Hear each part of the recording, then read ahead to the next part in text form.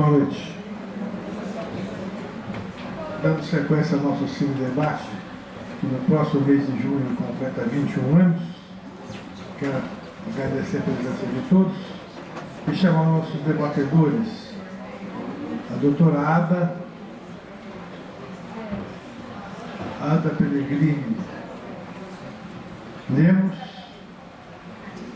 terapeuta de casal e família, professora do programa de pós-graduação da PUC São Paulo, coordenadora do Núcleo de Pesquisa e Estudo da Família da PUC São Paulo e membro fundadora da Associação Paulista de Desenvolvimento de Família e associada à Associação Brasileira de Terapia Familiar, membro da American Family Therapy Academy. E nossa debatedora frequente e muito solicitada.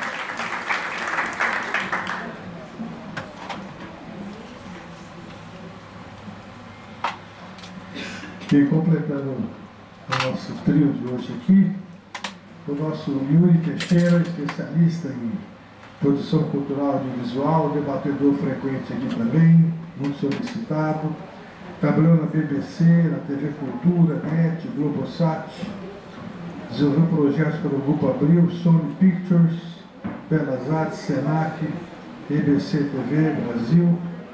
Atualmente é membro da Comissão de Avaliação de Editais do SPC e gestor de diversos conteúdos audiovisuais. E eventos e cursos relacionados à área. Bom, vou passar a palavra primeiro para a Ada. Quer ser primeiro ou não? Pode ser? Então tá bom. Depois...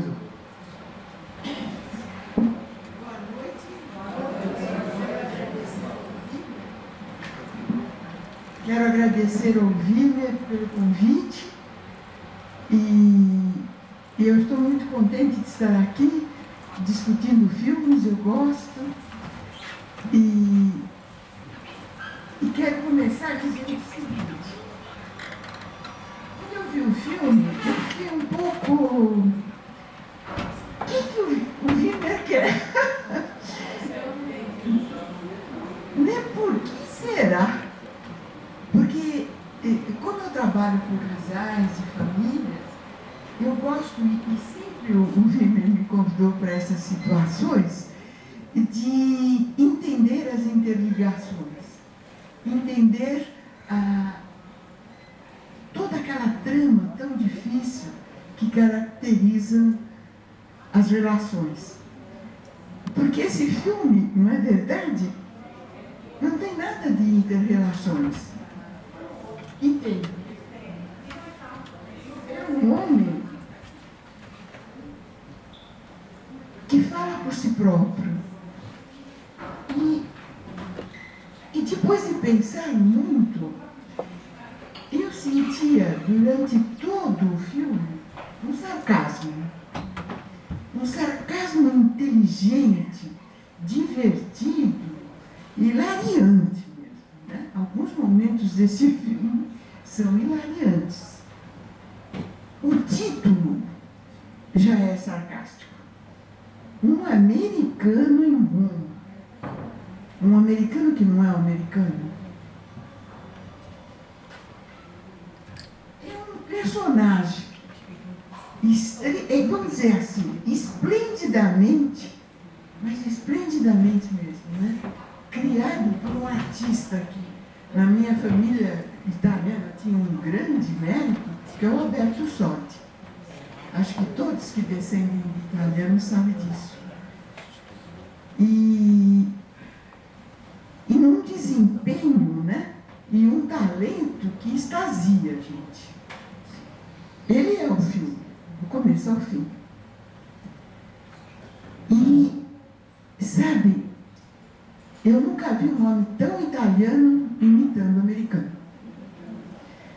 As expressões, os gestos, e constantemente eu perguntava: cadê o americano?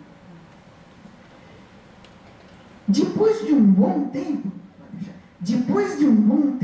de assistir ao filme,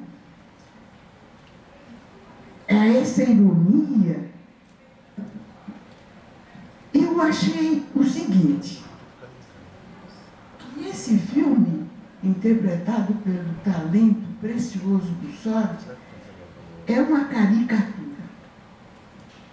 Ele é um personagem caricato e fantástico na sua interpretação. E do que ele faz a caricatura? Do que ele faz essa crítica sarcástica? Eu acho que da cultura italiana, da cultura alemã, o americano que passa no filme também é um caricato, ao denunciar sarcasticamente o americano, ele vai denunciando o alemão, ele vai denunciando, e aí eu ia muito, a cultura italiana. Vocês viram aquelas cenas em que o pai sempre morre por esse filho, mas esse pai também queria ser um herói, porque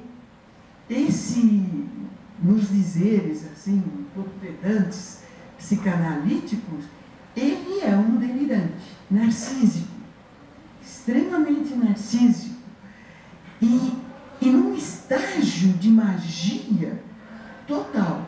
Ele não tem um pensamento racional, ele tem um pensamento mágico.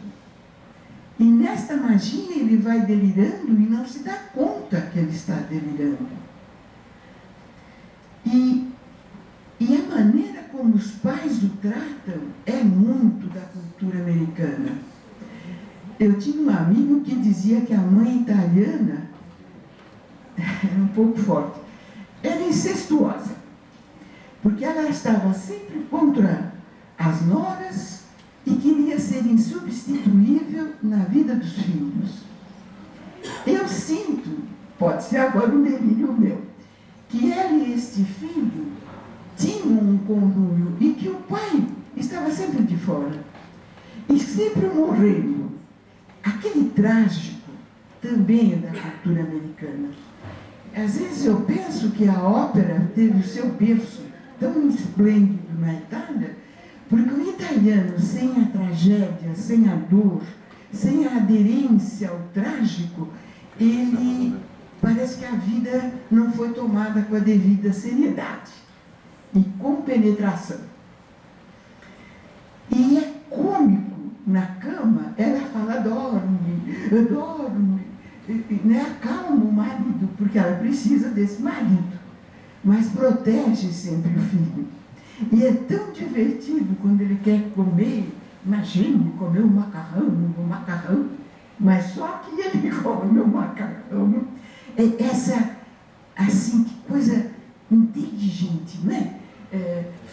Ele fala uma coisa e faz outra. E ao falar uma coisa e fazer a outra, denuncia, critica, caracteriza e caricatura, fazer uma caricatura da cultura americana, da comida americana. A comida para o italiano é uma arte, não é? Eu não sei agora, porque a vida moderna mudou tudo isso. Eu estive na Itália não faz muito tempo, mas não tive tempo de ver.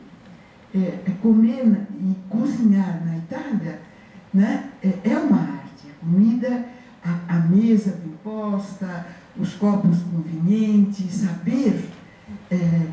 Eu me lembro de meu pai dizer, não se come para matar a fome nem para encher a barriga. Se come para ter o prazer de apreciar e saborear uma refeição. Isso tornava a mesa da gente, né? Bom, eu não quero falar de mim, mas comer, enfim, é um ato muito importante para a cultura italiana. Não sei se ainda é, porque com essa contaminação americana para um mundo rápido, mágico e momentâneo, e de acontecer tudo agora, você come trabalhando, faz um sanduíche, é tudo manufaturado, você come para matar a fome, exatamente. Ele faz a caricatura dos alemães. Imagine se um alemão era burro daquele jeito, né? E ele faz também a caricatura, ele sabe? É incrível o que o americano ia executar. E depois percebe e o manda para o manicômio. Essa denúncia à loucura é verdadeira. É um personagem que está enlouquecido e não sabe que ele está enlouquecido. Agora, e era tão interessante, né? A cada vez que ele fracassava, ele imediatamente se defendia e defendia os seus delírios. Negava e prosseguia.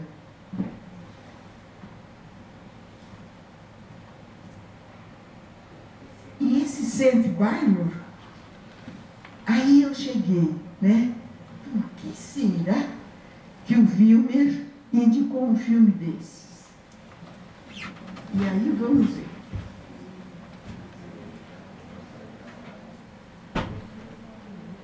Eu acho que esse filme é o que está acontecendo no momento. Esse filme é... Peguei essa, o danado. Esse filme é a caricatura da ideologia. Um ideólogo, um ideologizado é um Saint Baylor. E ele defende essa ideologia sempre. Ele não se salva se não salvar a ideologia. É inútil conversar com uma pessoa que está ideologizada. Eu, na PUC, passei isto, não é? Fortemente. Até que os padres tomaram o lugar do PT, que a PUC foi completamente diluída na ideologia marxista, e eu sei que não adianta você tentar mostrar outra realidade. E é tão perigosa a ideologia de um petista como de uma extrema-direita, com qualquer ideologia. Qualquer ideologia torna o ser humano um alucinado. Que esse artista, assim, genial, conseguiu fazer disso uma comédia. Quando isso, de fato, na sociedade, na vida da sociedade, é um estrago. Um ideólogo é um cego. E um cego imponderado, compreende? Cujo poder na sociedade que ele está é muito forte, é um Hitler, gente. É um perigoso. Ele pode destruir uma população. E ele o faz na certeza, como este homem. Ele o faz na certeza de estar salvando a verdade. Dele ser o portador dessa verdade. E eu acho que e é interessante, as cenas que esse diretor cria, ele sempre fala do alto do Coliseu. O Coliseu é o símbolo do Império Romano. Todos os impérios só sobrevivem quando atrelados a uma forte ideologia que se torna invencível se ligada ao sobrenatural, sabe? Se aquilo vem como uma mensagem religiosa escondida ou não escondida, engendrando a cultura do país. É quase imbatível você combater alguém que está inspirado por Deus.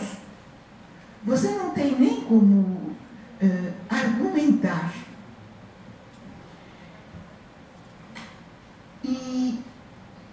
E lá no Coliseu, não é?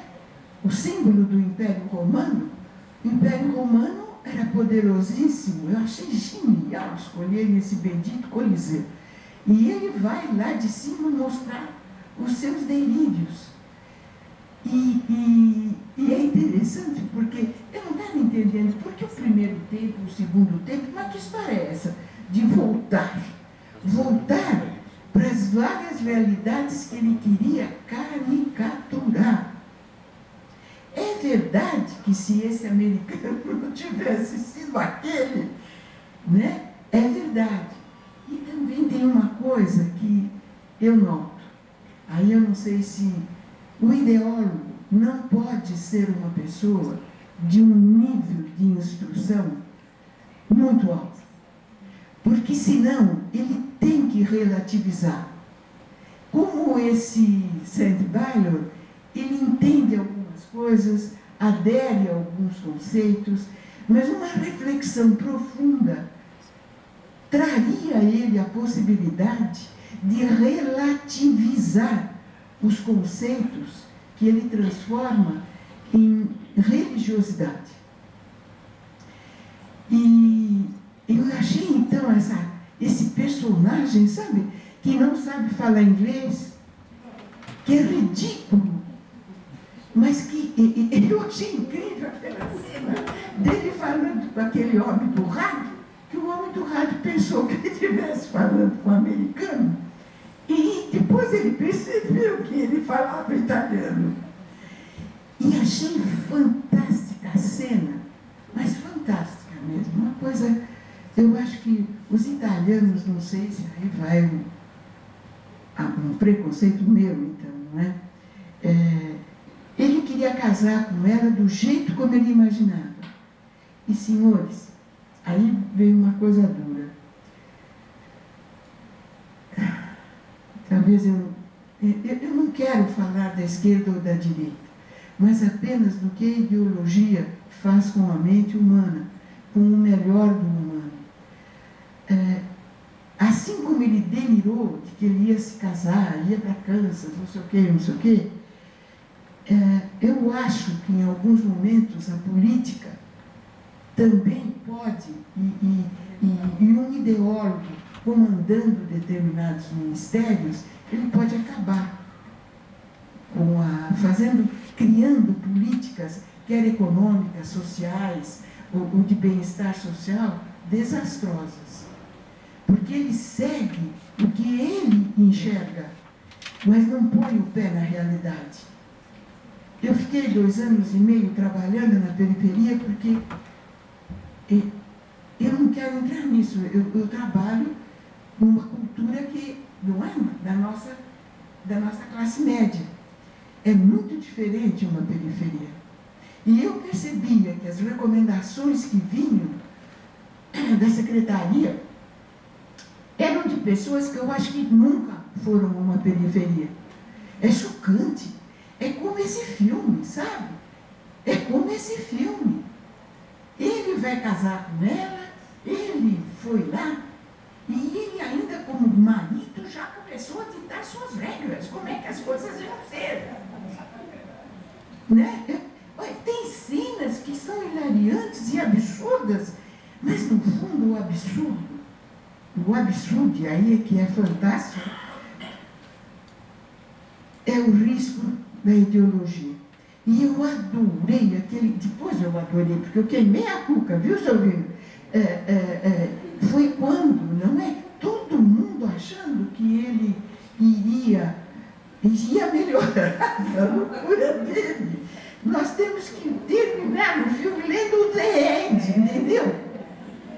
E isso mesmo, o ideólogo, ele não muda. Eu acho que é só.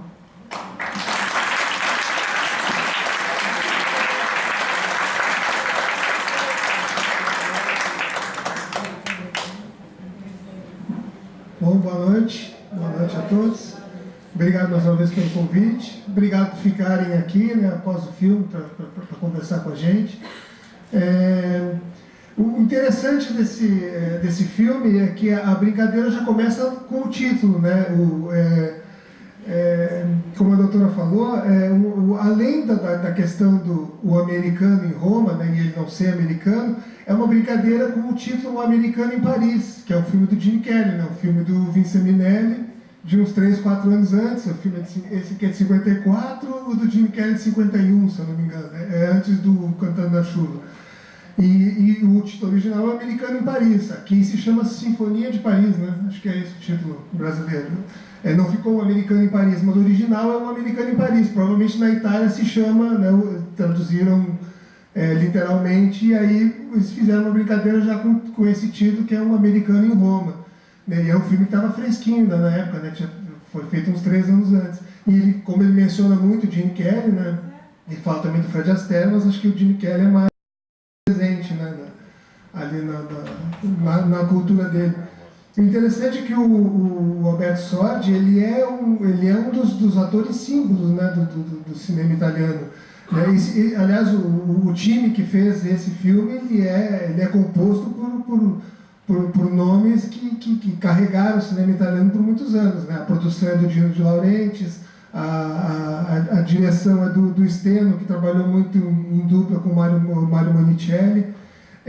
O roteirista, o Ettore Scola, faz muito drama. Aqui ele mostra que ele tem uma mão boa para comédia também, mas o Ettore Scola também acabou tendo uma projeção internacional fazendo dramas. Então, tá reverberando um pouquinho, né? Qualquer coisa vocês me digam, tá? Se estiver atrapalhando. E então, assim, o time responsável por essa produção é um time o Steno, que é o diretor, que é o que assina a direção, ele é o único que realmente fez quase toda a sua carreira na Itália. Ele fez poucas coisas internacionais, mas quase todos os outros envolvidos, inclusive o Alberto Sordi, que a gente muitos de nós conheceram ele na infância, porque ele era o italiano daquele filme Esses Homens Maravilhosos e Suas Máquinas Voadoras, que é um filme onde vem gente de toda parte do mundo, né, para disputar uma corrida internacional, e ele é o italiano, que é o personagem mais simpático, inclusive, do filme, né? Então, assim, apesar de ele não ser o principal, mas ele é o simpático, né? Então, assim, ele tem muito, como a doutora falou, ele é o típico italiano, né? Então, ele personifica muito, né? E por ser um italiano de Roma, ele tem, o personagem dele, ele já entra em muitas confusões, por conta da diferença dos sotaques internos, né? Porque ele é um romano e ele interage muito ali com o pessoal da Sicília, com o napolitano, então já tem uma mistura de sotaques ali, e ele já é um pouco incompreendido às vezes por ele ser um romano e falar com sotaque romano, né? E ainda com o inglês macarrônico dele, né? Então ele acaba entrando em mais confusões ainda. O interessante é que o Alberto Sordi, ele dança melhor do que aparece no filme, ele canta melhor do que aparece no filme, porque ele era um daqueles atores daquela escola mais antiga de atores completos, né? Na escola assim, de gente como Gene Kelly, Frank Sinatra, o cara que fazia tudo, né? Os atores que sabiam cantar, dançar, interpretar, então de tudo eles sabiam um pouco. Ele fez canto clássico, ele é barítono, né? Ele era barítono, então ele sabia sapatear. Ele fazia voz, dublagem também, então, por curiosidade, ele fazia na Itália a versão italiana do Gordo e o Magro, ele era o Oliver Hardy, ele fazia a voz do Gordo. Então, quando passava na televisão o Gordo e o Magro na Itália, era o Alberto Sordi que fazia a voz do Gordo, né, do Oliver Hardy. Então, assim, ele era um ator muito versátil, né? Versátil e produtivo, porque só nesse ano de 54 ele fez 14 filmes.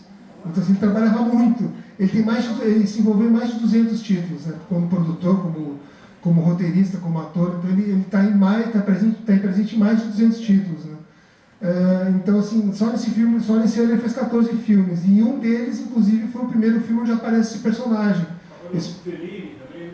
Isso, ele trabalhou com Fellini antes, né? Já nessa época já estava trabalhando com Fellini. Então, ele já era, nesse filme, ele já era conhecido, né? Então ele o que eu mencionar sobre ele, que o personagem, ele não é o primeiro filme com esse personagem, né? Ele é o segundo de 3 filmes onde esse personagem aparece. Ele tem uma história, ele não chegou a tanto, mas ele é quase como o Inspetor Clouseau da Pantera Cor-de-Rosa, né? É um personagem que tinha um papel secundário no primeiro filme, e aí fez tanto sucesso, o público simpatizou e já chamaram ele para ter um filme só dele, né? Ele participa de um filme chamado Um Dia na Corte. Ele também tem um outro título, às vezes, dependendo da distribuidora, da época que a gente pega, ele tem um outro título também que é Um Juiz Dirige a Comédia. Então dependendo da época que a gente pega lá, ele pode ter esses dois títulos em português.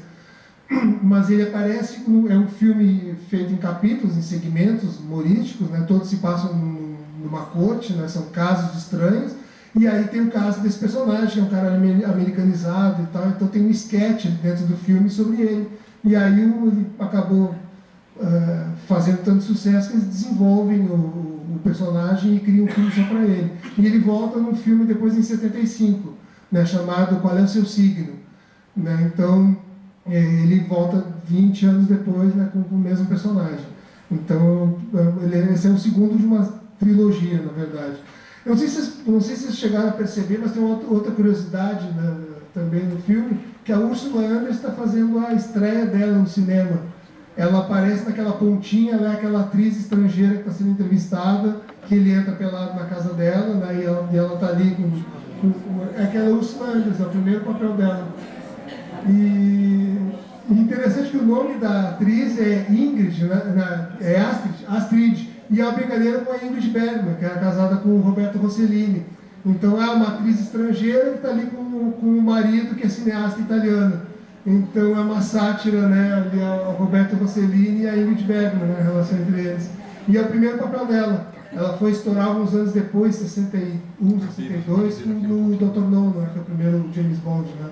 Então, e aliás, a Ursula Andress tem essa curiosidade, que ela foi a única que fez duas Bond Girls, né, em dois filmes diferentes. Ela fez o Dr. No e fez o Cassino Royale, né, que é uma sátira, ela fez outro personagem. Então é a estreia dela, faz aquela pontinha ali, né, porque ela sendo suíça, né, ela fez esse papel dessa estrangeira, né, não sei se no filme fala a nacionalidade dela, se era atriz internacional, acho que só fala atriz internacional, né. Aí a Astrid e o seu marido e tal, então é uma brincadeira com o Bergman, com a Bergman e com o Rossellini, né?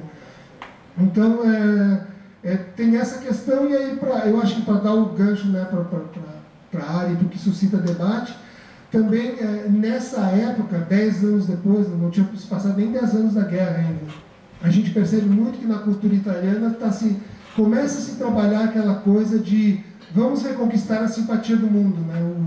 A Itália, ela conseguiu, através da cultura, da arte dela, ela não é tão associada assim, ao fascismo como ainda se percebe, ainda tem muito essa cobrança, né, do povo alemão com o nazismo e até dos japoneses, né, que ainda faz muito filmes sobre a Yakuza.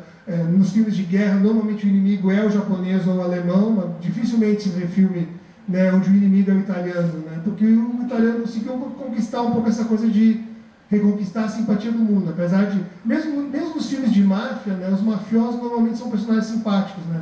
A gente tem, inclusive, um dos maiores filmes de todos os tempos, que é o Poderoso Chefão, onde a família italiana você simpatiza e acompanha aquela família toda, apesar de ser uma família envolvida com crime, apesar de serem assassinos, etc.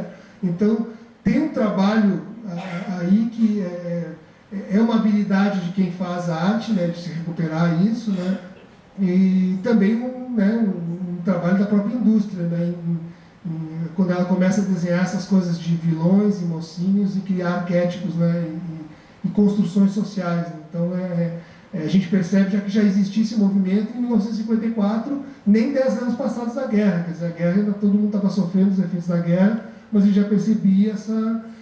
E não sem a ironia e o sarcasmo que a gente, né, que a doutora falou muito bem antes. Tem uma crítica também, tem uma sátira, porque ele como a própria visão que o americano passa, pode ver que os personagens americanos, todos eles meio que levitam, né, nos cenários, não são pessoas que participam, não são pessoas humanas, né? Quer dizer, eles veem tudo, eles veem todos os outros povos como exóticos, né? Então eles aceitam aquela coisa do italiano ser exótico. A gente chamou esse cara aqui para posar mas ele é esquisito, mas tudo bem, vamos continuar o trabalho, esses caras são assim mesmo, né? Então, assim, a gente tem um pouco a imagem, né, do americano, do turista americano, vendo o mundo todo como um grande zoológico, né? Então, eles visitam o mundo e todo mundo é muito exótico, né? Então, é muito interessante a gente perceber esse tipo de interação, né, entre culturas. E o filme ele já está indo um pouco nesse movimento, né, de trabalhar essa construção, que é muito bem construída, né? Quer dizer, ele não é estranho para a gente olha ali, a gente reconhece, né, os arquétipos todos, a gente percebe essa crítica, percebe umas sutilezas, e não é uma coisa ferrenha, não é uma coisa profetária, quer dizer, é muito sutil, é muito leve, né? Então, mas está lá, tem uma certa crítica a todo mundo, né? Aos que assimilam, aos que são cooptados, né? Aos americanos que estão começando a impor um pouco sua cultura, então tem um pouco de crítica para todo mundo. Então acho que esse gancho também ajuda aqui no debate e espero que tenha contribuído para a gente. Obrigado.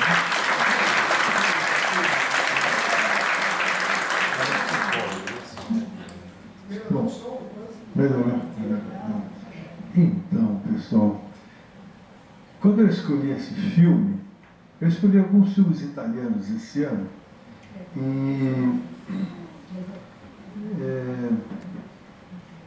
esse filme explora muito a questão do bandido, do maldito, e como as pessoas são capazes de desenvolver teorias sobre as coisas que percebem sem uma reflexão, sem ouvir o outro, sem ter uma percepção da interação, e como ela sai repetindo aquilo de uma forma, que é o personagem principal nosso, que na verdade ele pode olhar como você não é um cara doente, no mínimo um chato, né? Um grande chato.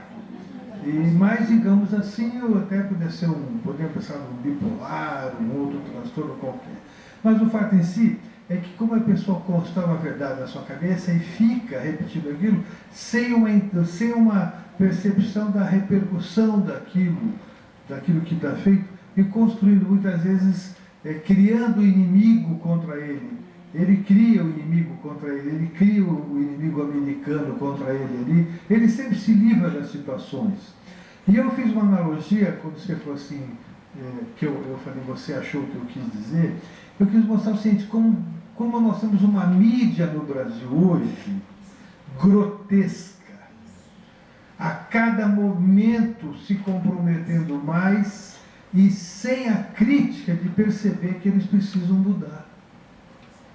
E a origem do Cine Debate, na minha concepção, foi quando eu concebi há 20 anos atrás, era exatamente proporcionar às pessoas a reflexão para poder não se sentir manipulada pelas diferentes mídias. Eu via muita gente falando que tinha que proibir programas de televisão, proibir não sei o que lá, que as crianças não podiam ver. Eu pensava, não se trata de proibir, se trata de instrumentalizar as pessoas para terem senso crítico com aquilo que lhes é mostrado.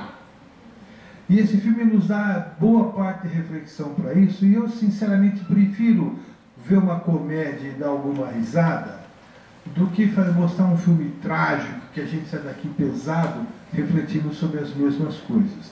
Eu confesso que quando eu vi esse filme há muito tempo atrás, eu ri muito mais do que hoje. Eu, boa parte dele, achei ele chato. Mas aí demos algumas boas risadas, né?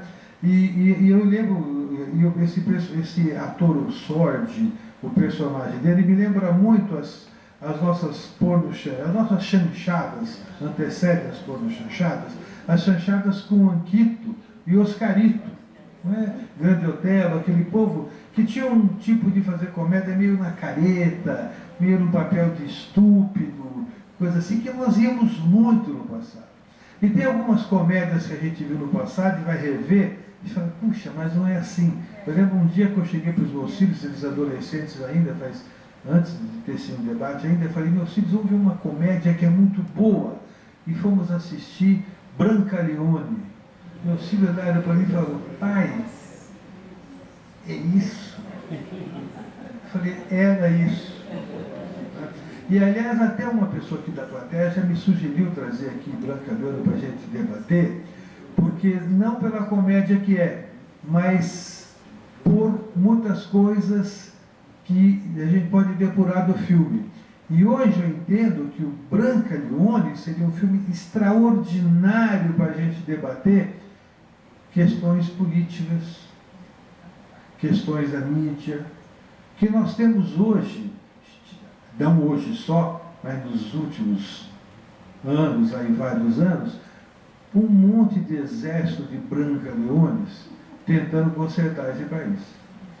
Bom, Então, o filme leva essa reflexão, então, assim, de uma mídia que distorce, que engana, que fala um monte de coisa e não tem autocrítica para perceber que eles estão falando para eles mesmos ou para aquelas pessoas que querem ouvir.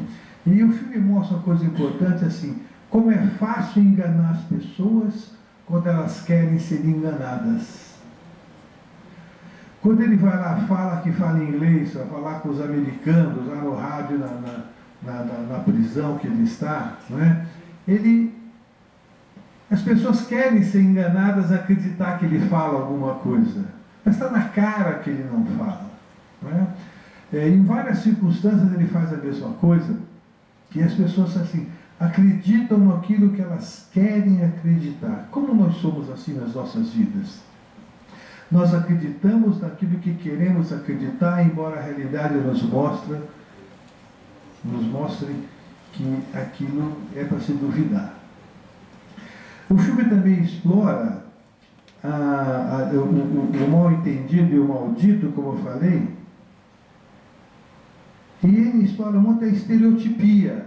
Aliás, o cinema italiano, ele trabalha muito com a estereotipia do sarcasmo, da gozação, sobre como funciona a família italiana, como é a cultura italiana, a cultura do estabanado, né? Contrária à cultura alemã, que é toda certa, etc., e mostrando que a cultura estabanada dá tão certo, ou mais certo, ou quase tão certo como a cultura extremamente organizada. Eu lembro quando eu fazia um curso, uma pós-graduação, e tinha um professor que era um germanista, que vendo os primeiros debates aqui, ele chegou a debater os dois filmes aqui, mas ele acabou falecendo, faz isso uns 19, 20 anos, né? Mas ele debateu, ele era um germanista, e ele na aula falava assim, como a Alemanha entrou na Primeira Guerra Mundial, ela já tinha navios distribuídos pelo mundo, ela tinha tudo para ganhar a guerra e perdeu. Aí na Segunda Guerra ela tinha tudo para ganhar a guerra e perdeu. Mas ele era um germanista, e falava, professor, eu falei, mas por que a Alemanha é tão... A Alemanha inventou a roupa camuflada para ficar na floresta e não ser percebida, enquanto os outros exércitos lutavam com roupa vermelha, azul, chapéuzinho, etc. Né? Então eles falaram, essa Alemanha é espetacular nisso, mas professor, por que ela com tanta coisa boa perdeu as guerras? Ele se justificou assim, é que ela sempre se associou aos países errados.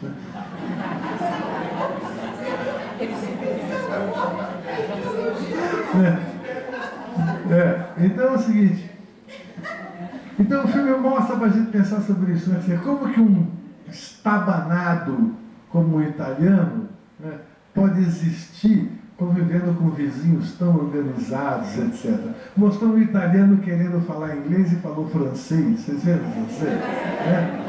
Então, o filme tem traz essas reflexões importantes para a gente, né? E outra coisa importante desse cinema interessante é a influência do cinema americano.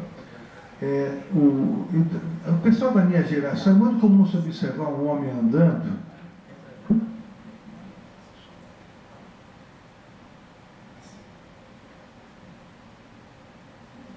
geração John Wayne.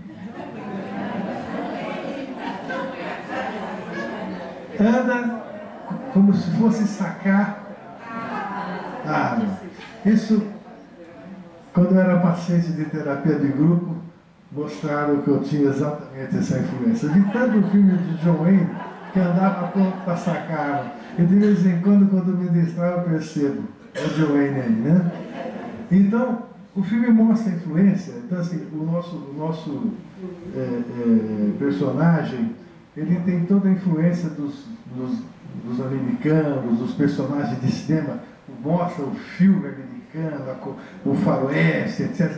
E aquilo campeia a geração dele, como campeia as nossas, né? Quem de nós aqui não tem influência forte do cinema, principalmente americano, que ele por ser feito de uma forma aparentemente mais séria, assim, ele nos influencia melhor. O filme italiano, ele é anárquico, então ele nos influencia menos, nos liberta um pouco dessa influência, né?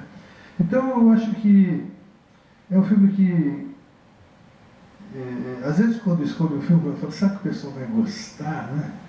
Mas ele acaba gostando, né? Então é isso que eu tinha a dizer, tá bom.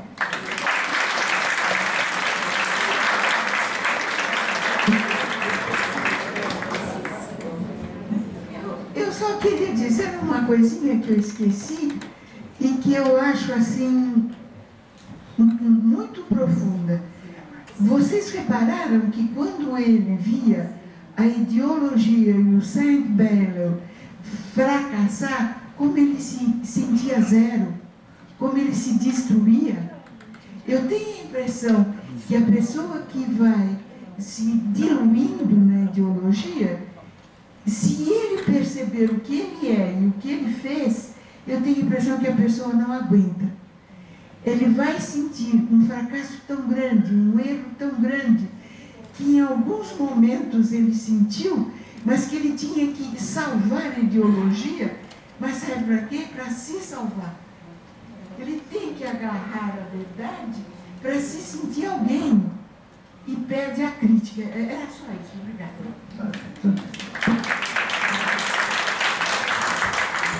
E a ideologia que contraria o sentimento e a emoção. Essa é uma coisa importante. Quando você é ideólogo que olha só para cima, para o ideal, você não vê o chão real. É a emoção, os sentimentos, os vínculos. Né? Então, já mostra que todas essas visões rigidamente da ideologia são anti-humanas. Né? Isso é importante. Todas elas aqui não entram no mérito. Pode ser? Então, o que você percebe um pouco é que ele endeusa bastante os americanos, por outro lado também nos consideram tanto quanto, vou usar um termo um pouco chato, babacas. A pergunta é a seguinte: se houve algum eco, alguma repercussão desse filme nos Estados Unidos, e o que os próprios americanos acharam desse tipo de atitude e comportamento dessa pessoa? Uma consequência que teve, o Roberto Sordi foi considerado, ele recebeu o título de cidadão emérito, né, cidadão honorário de Kansas City. 2 anos depois. Verdade, não é lenda, não é verdade. Quer dizer, deve ter tido um impacto positivo na conversa. Um bom gancho. Mas eu não acho que ele endeusa o Pode pesquisar a americano. biografia dele. O filme tira um sarro do endeusamento americano, assim que eu não vejo. Na verdade, É uma crítica simpática, por isso acho que não deve ter pisado, né, nos calos, né? na verdade, eu quero fazer um elogio a esse tipo de discussão, porque nós estamos num período em que a ideologia, de um modo geral, não só política, tem outros aspectos também ideológicos, inclusive nós estamos falando das atitudes em países. A tecnologia moderna de comunicação está mudando rapidamente e eu sinto até que está havendo uma diluição. O brasileiro era só de arroz e feijão, hoje em dia ele também está no sanduíche. E se você for para, digamos, a Grécia, né, eles têm uma moussaka maravilhosa, mas apareceu a pizza. E se você chegar num país exótico, se você olha a comida, de repente tem a pizza. Quer dizer, não só a cultura italiana, as outras também estão sendo modificadas. Mas a ideologia é muito importante porque quando você vê pessoas, e aí eu acho que há muitas pessoas muito inteligentes que estão perdidas nisso, e esse encarar pode até ser perigoso. E eu tenho sentido assim pessoas próximas que eu procuro separar a ideologia da pessoa, porque a pessoa é a mais importante. E às vezes chega num ponto que eu estou achando uma dificuldade nisso. E acho esse tema muito importante. Então, eu não faço uma pergunta. Eu gostaria de que em outras ocasiões, e hoje também, isso fosse mais falado, porque é uma modificação muito grande e no mundo inteiro. Até a cultura chinesa, que respeitava muito o idoso, o jovem chinês, o japonês, já não é tão assim, que endeusa tanto o antepassado. Ele respeita por causa da cultura, mas já num plano mais, outros países também interferiram nisso. E eu acho importante, eu diria que pode ser que a gente esteja chegando num ponto de uma cultura geral diferenciado. E é muito rápido isso. Obrigado pela sugestão.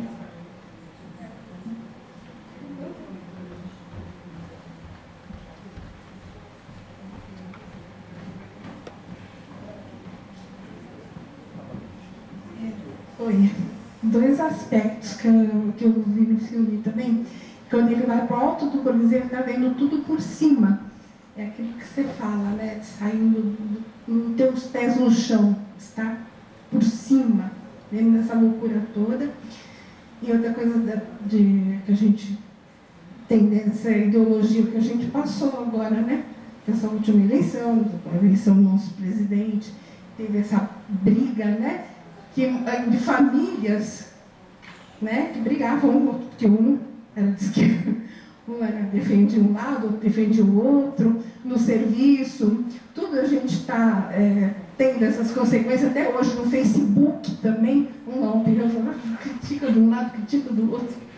A gente está sentindo isso nas próprias mídias mesmo. Eu tenho a impressão, desculpe, eu posso responder, né? Eu tenho a impressão que o que você está dizendo é que quando você radicaliza, que é a tendência, né, que está acontecendo, você reforça e vai ficando cada vez mais estereotipada, como disse o Wimmer, a ideologia. A cegueira, o radicalismo, vai imperando.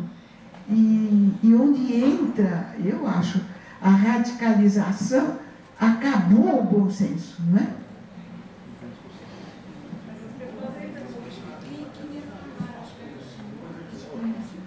Eu queria pegar o gancho que ela falou e que a doutora Ada falou, que a nossa família assim, é bem italiana, foi criado tudo junto, mas por causa de ideologia meio que se separou, né? Que acho que acontece muito no Brasil isso hoje.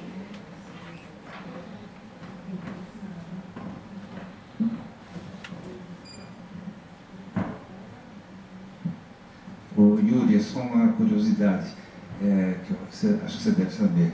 Da mesma forma que o Alberto Sordi ganhou o título honorário de cidadão de Kansas City, quando o Sacha Baron Cohen fez Borat era o melhor repórter do Cazaquistão e a irmã dele era a segunda prostituta do Cazaquistão, tantos clientes que ela tinha. E, enfim, ele acabava com o Cazaquistão de todas as formas, né? Aí o governo do Cazaquistão resolveu processá-lo por difamação. Só que aumentou de uma tal forma o fluxo turístico no país, que muita gente, aliás, nunca tinha ouvido falar, que ao invés de ser processado, ele foi meio condecorado, homenageado por causa disso. É isso. Muito interessante, você vê como que é. Mas aí que está uma exploração midiática. Quando ele subiu no Coliseu, ele fez também uma gozação com uma série de atrizes e atores que tentaram suicídio para voltar para a mídia. Não é?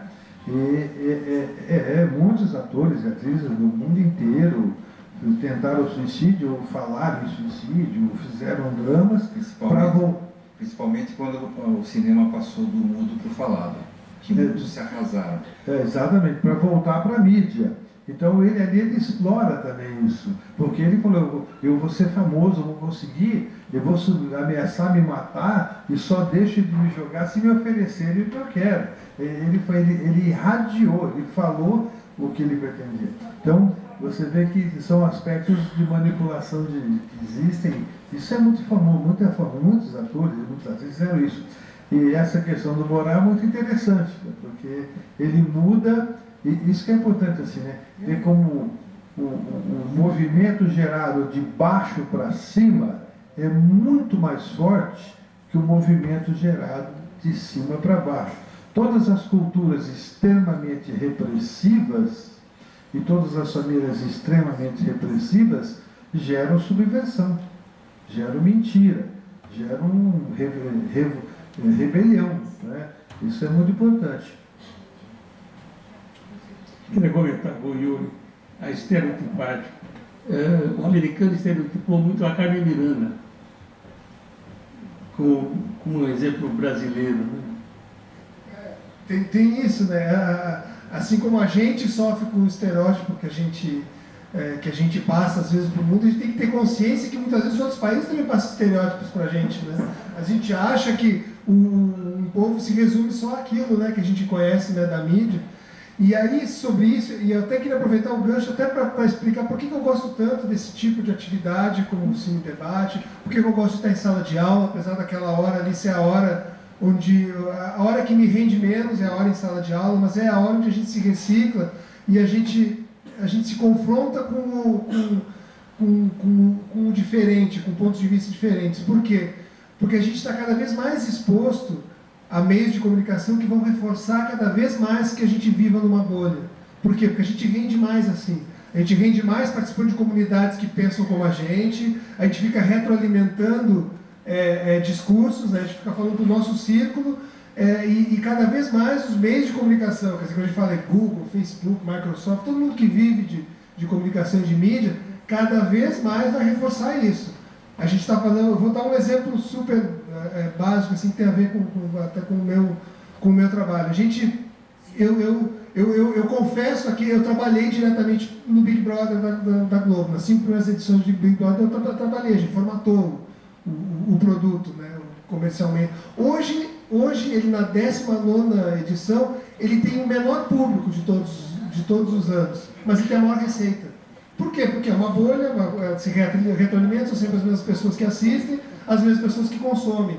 Então, assim, os meios de comunicação cada vez mais vão reforçar isso. Assim como o Facebook, a gente vai ver cada vez mais pessoas que concordam com a gente. Quer dizer, já tem um dispositivo lá para a gente não seguir as pessoas que pensam diferente, mas mesmo que a gente não faça isso, só pelo fato da gente curtir, a gente já está dando sinais ali para o Facebook de que eu gosto desse tipo de coisa. Eu gosto de falar de criança, eu gosto de post político, eu gosto de post político dessa corrente, eu gosto da outra. A gente está dando sinais todos os dias. Não é por acaso que a gente tem uma conversa por telefone hoje e fala sobre um livro, amanhã a gente recebe no Gmail um anúncio daquele livro ou daquele tema que a gente está discutindo.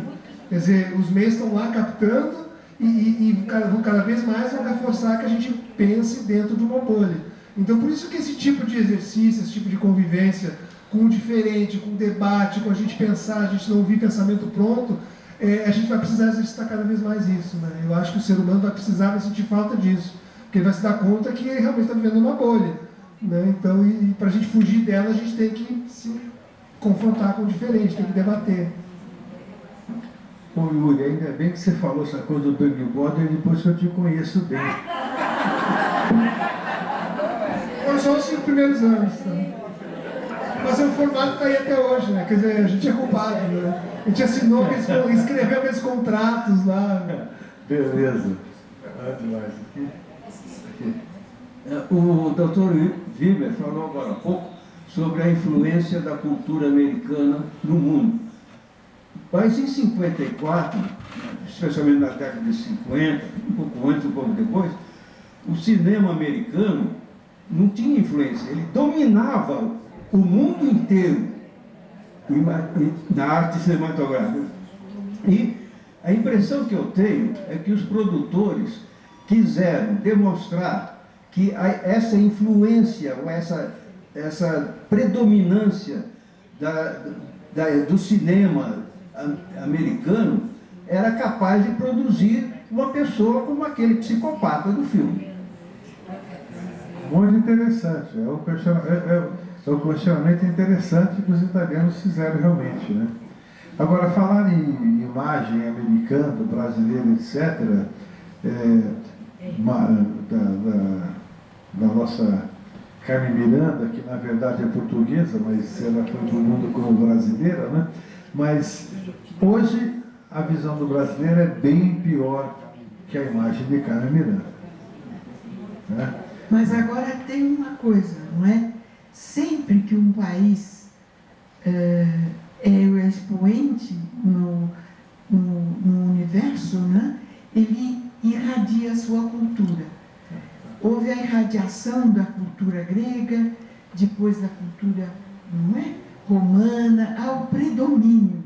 Então, como aquela senhora estava dizendo, Uma vez eu era menina e apareceu uma cena de um restaurante em Nova York em que a pessoa ganhava o prato e quando terminava a mesa, ela tinha que ir embora.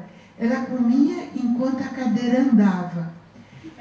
E eu me lembro que o meu pai disse assim, veja o absurdo. E hoje é assim. E graças a Deus que a globalização está relativizando as culturas.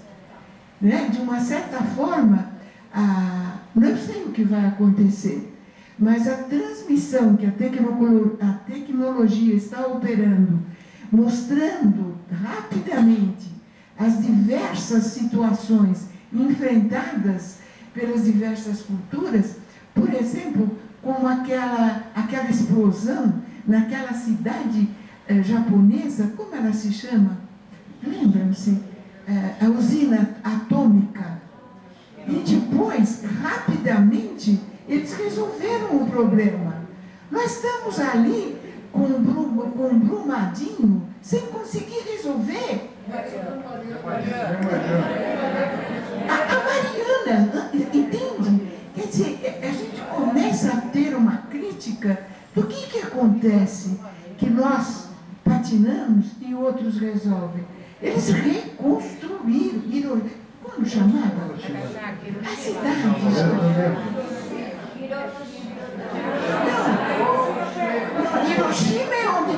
Hiroshima é um exemplo. Nagasaki e Hiroshima foram reconstruídas de uma forma extraordinária. Não, mas aquela cidade...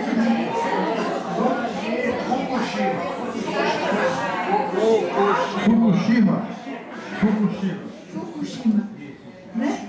E esses contrastes, né, que a gente vai assistindo, eu acho que vai ajudando. Eu vejo, por exemplo, eu não sei se estou me tornando necessariamente para aplacar minha angústia, eu acho que o brasileiro está caminhando.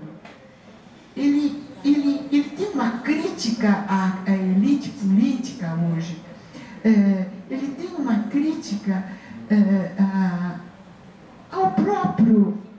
aos próprias elites de poder que ele não tinha antes.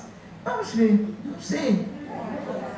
Posso dizer só um complemento a respeito de Fukushima? Aqui em cima. As pessoas mais idosas fizeram o seguinte: elas se ofereceram para ir fazer a limpeza da usina, desmontagem, mesmo sabendo que contrairiam algum tipo de câncer, para poupar os mais jovens. Quer dizer, eu não consigo ver isso no nosso país, infelizmente. Na nossa cultura, né? Nem nos Estados Unidos, nem na Europa eu vejo isso. Eu vi um amigo meu, estava, agora não me lembro a data, no mercado. E eles entrariam em uma dificuldade de abastecimento. E ele entrou e uma senhora pegou um só, ele brasileiro, e disse, mas a senhora não vai pegar isso que está aí? Ela disse, mas se eu pegar, alguém vai ficar sem, eu já tenho o meu. Nós fazemos ao contrário, não é? Precisamos debater o filme de Souza lá uma das vezes aqui, debater novamente, mas infelizmente nós não conseguimos comprá-lo ainda, porque não está, mas é um debate que gera essa reflexão. Né? O filme de Souza lá. No outro debate a gente falou uma coisa, um colega meu falou uma frase assim, claro que um tom satírico, deu uma generalizada e tal, mas ele disse, não, o brasileiro é aquele cara que vai no buffet livre e ele come mais do que precisa, ele engorda, passa mal porque é livre e ele quer aproveitar. O aproveitar ele não é fazer uma boa refeição e sair bem. O aproveitar é não, eu estou pagando, eu vou comer o mais que eu puder. Ele meio que deu uma resumida dessa maneira. Beleza, alguém mais? Alguém mais? Então vou chamar o sorteio. Alguém mais? Ok. Bom, eu quero então agradecer a presença de todos vocês Pedir uma salva de palmas para os nossos debatedores.